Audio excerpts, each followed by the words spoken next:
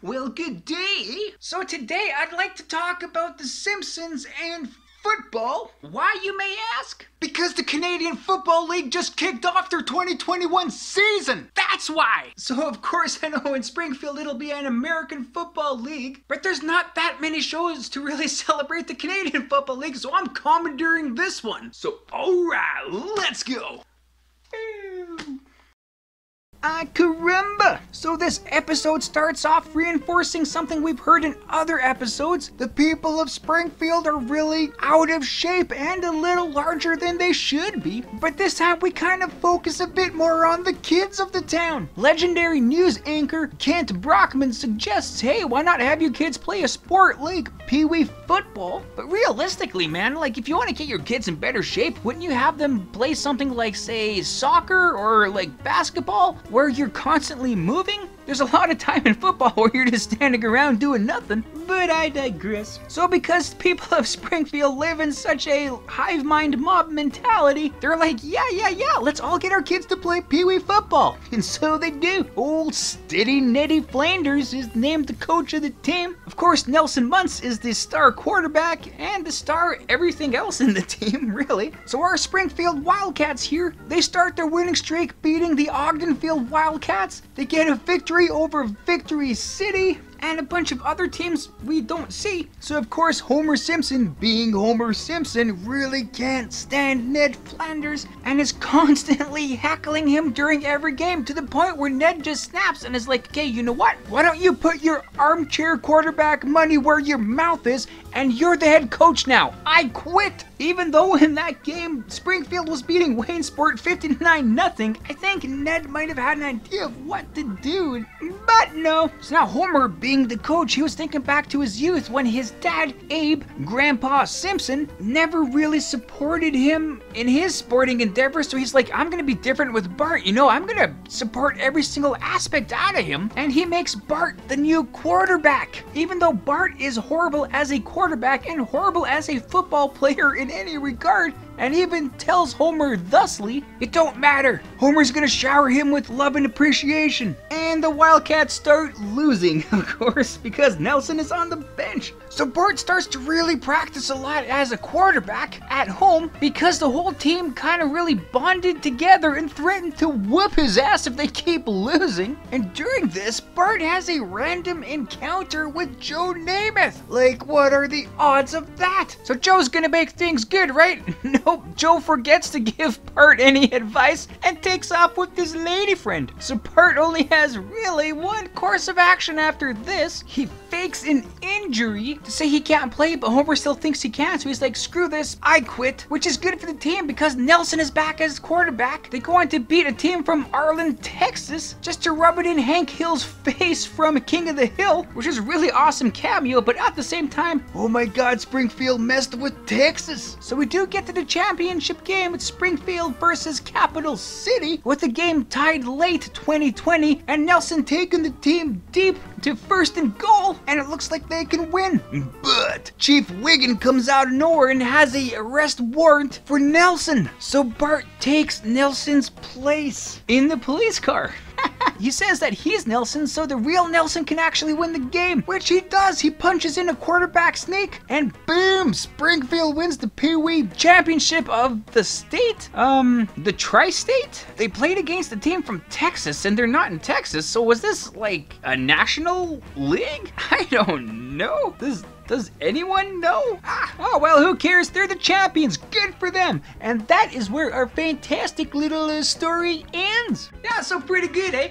So of course that's your classic kind of Simpsons episode from the golden era of Simpsons. There is a lot of humor in there that I did not have in my recap, because a lot of it is really subtle humor and it's kind of smaller jokes, but still so damn funny. Not the slapstick kind of in-your-face humor that you get in today's Simpsons. Like, these older ones are definitely much more rounded episodes. Of course, the whole aspect of a parent being a coach to one of their children on the team, that's something that happens a lot. Don't think Homer or Abe really did a good job either way on that. They both were kind of on opposite ends of that spectrum of where you should kind of be coaching your own child on a team.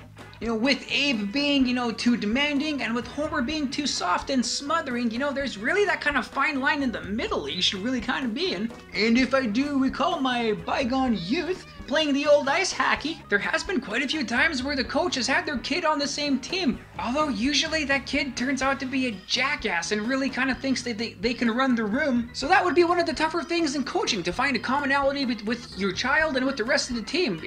Good on the Simpsons for kind of trying to showcase, how that can go south. But hey man, anything from Golden Age Simpsons, man, it gets 2 thumbs up from me. So now let's take a look at some other aspects of the episodes and see if I can learn you about some Canadian football. Oakley dokley.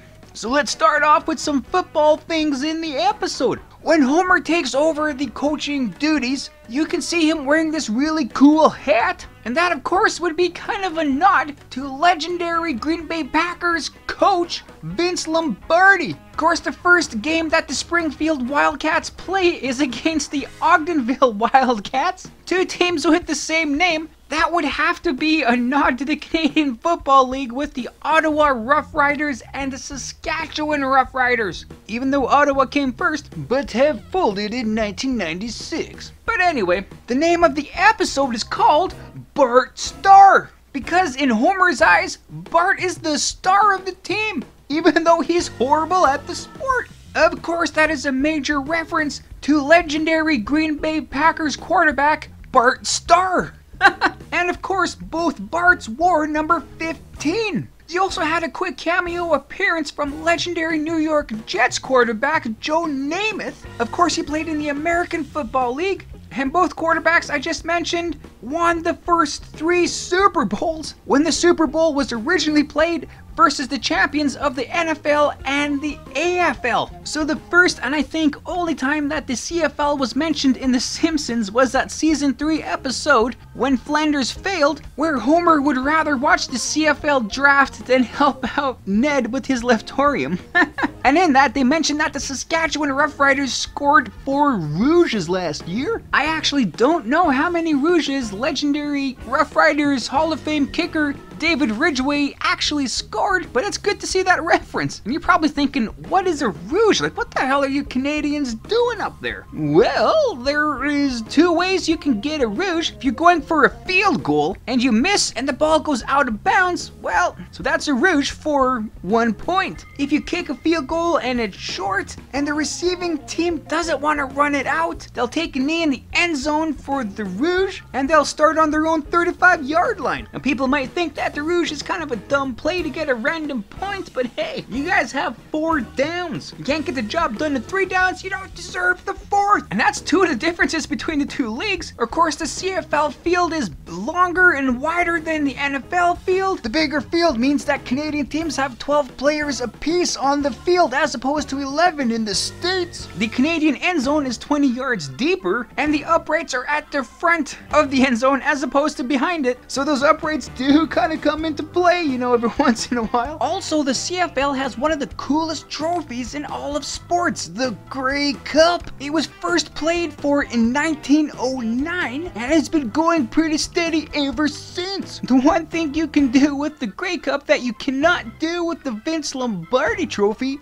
is drink out of it. Basically, every single Canadian trophy has a big bowl on the top where you can drink out of. I don't know why American trophies don't have this feature, and this year's Grey Cup is going to be hosted in Hamilton. Who will win it? Just a quick recap on all the teams in there. You got the BC Lions, my hometown team, the Edmonton Elks, the Calgary Stampeders, Saskatchewan Rough Riders, Winnipeg Blue Bombers, Ottawa Red Blacks, Toronto Argonauts, Hamilton Tiger Cats, and the Montreal Alouettes. And we should be getting another team in Halifax in Atlantic Canada, but nothing quite there yet. So if you got the football bug this summer and you got no American football going on, check the CFL out. And just for some quick American connections to the CFL, of course, obviously there are a lot of American players who do play in the league, and many players who have played in both the CFL and the NFL. Just to name a quick few, few. Of course, you got Warren Moon, Doug Flutie, Jeff Garcia, Joe Horn, Joel Theismann, Ricky Williams, Raheem Rocket Ishmael, you know, just to name a few. Heck, in the early 90s for a few years, there was CFL expansion into the United States. Didn't last too long, and the teams did not too bad, but the team that did the best was the Baltimore Stallions. They were the only non-Canadian team to hoist the Grey Cup, and they did that in 1995. Of course, when the Baltimore Ravens came back in the NFL, Baltimore Stallions had to move. They moved to Montreal and are currently known as the Montreal Alouettes, so hey. But yeah, other than that, I guess that's that. Right on, and there you go. So thanks for watching the video. I hope you liked it as much as I did making it. Also, feel free to check out the source material that I featured in this video. And if you want to leave a comment on anything you may have liked or things I might have missed in this, you know, feel free to do so. Or anything else, you know, just to say hi. That's cool too. And other than that, you know, have a great day. Thanks.